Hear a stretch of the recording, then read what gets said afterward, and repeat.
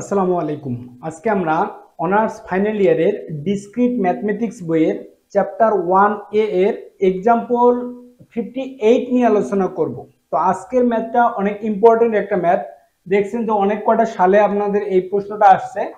তো এই ইম্পর্টেন্ট ম্যাথটা আপনাদের মানে অনেক সহজ, কিন্তু আপনাদেরকে একটু বুঝতে হবে এবং এই ট্রিক্সটা মনে রাখতে হবে যে আমরা এই অঙ্কটার সমাধান কিভাবে করব।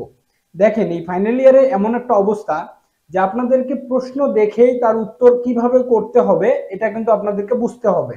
আর যদি এটা না বুঝতে পারেন তাহলে কিন্তু আপনারা সেটার অ্যান্সার করতে পাবেন না। তাহলে আমরা শুরু করি সমাধান।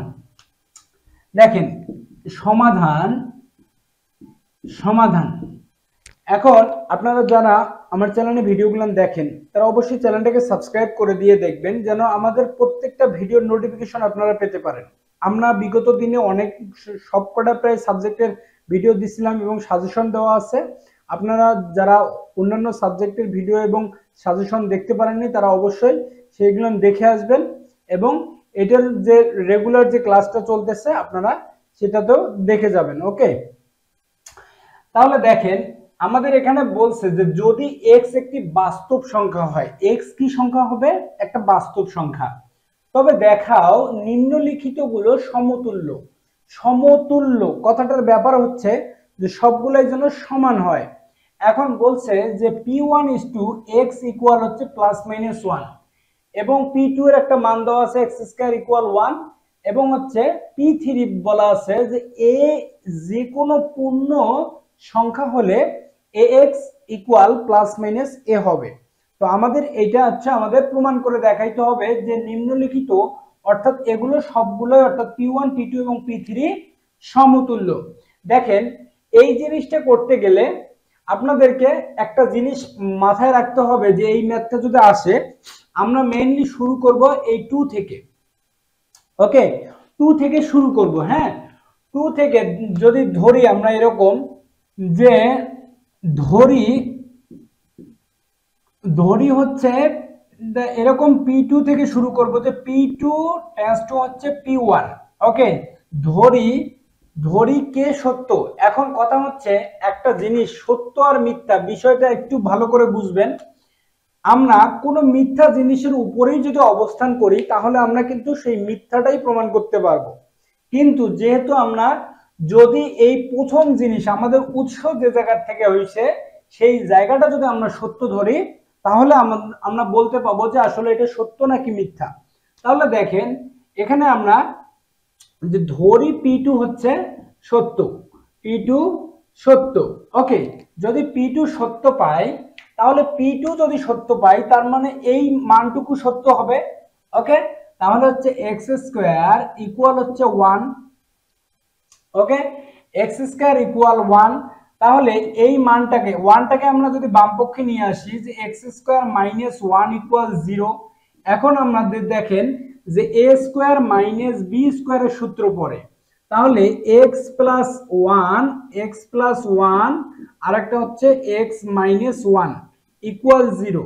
দেখেন এখানে কথা হচ্ছে আমাদের এরকম করে অ্যান্সারটা তৈরি করতে হবে যে যদি আপনারা বলতে পারেন এখানে যে আমি স্কয়ারটা উভয় পক্ষকে বর্গ করে আমরা এখানে +-1 করব। না ভাই, এরকম করে করা যাবে না। আমাদের 1 তো তৈরি করতে হবে, কিন্তু 1 আমরা অন্যভাবে একটু তৈরি করব।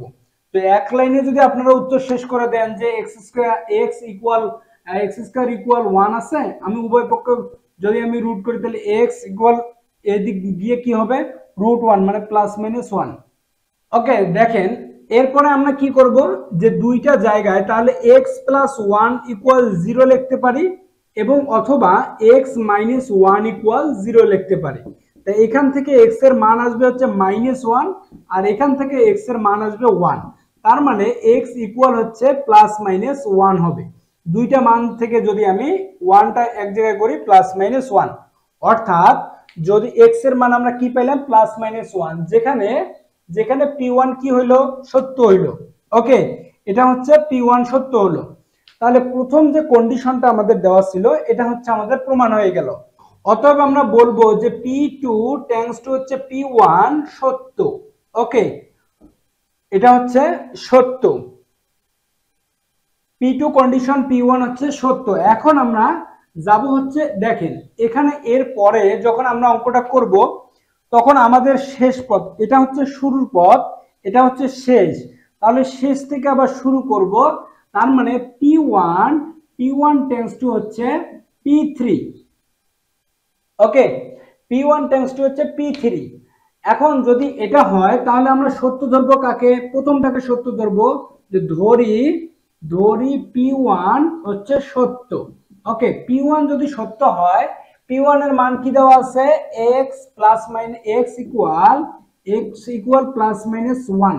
ওকে, এখন x ইকুয়াল হচ্ছে +1 অথবা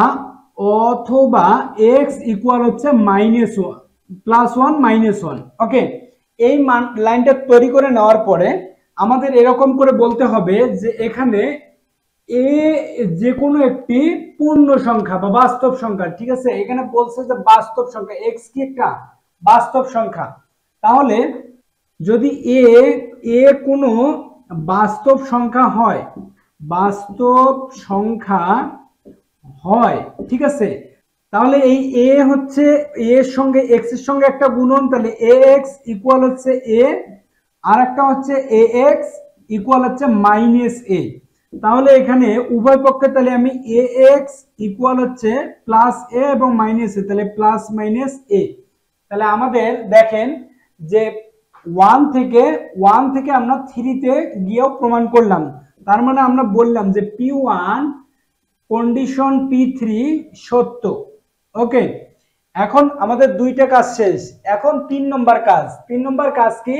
দেখেন আমাদের তিনটে কাজ। প্রথম আমরা 2 থেকে 1 এ গেছিলাম, তারপরে 1 থেকে কোথায় যাব? 3 এ। এখন 3 থেকে 2 এ। তাহলে বোঝেন, আমরা যদি এখন বলি যে P3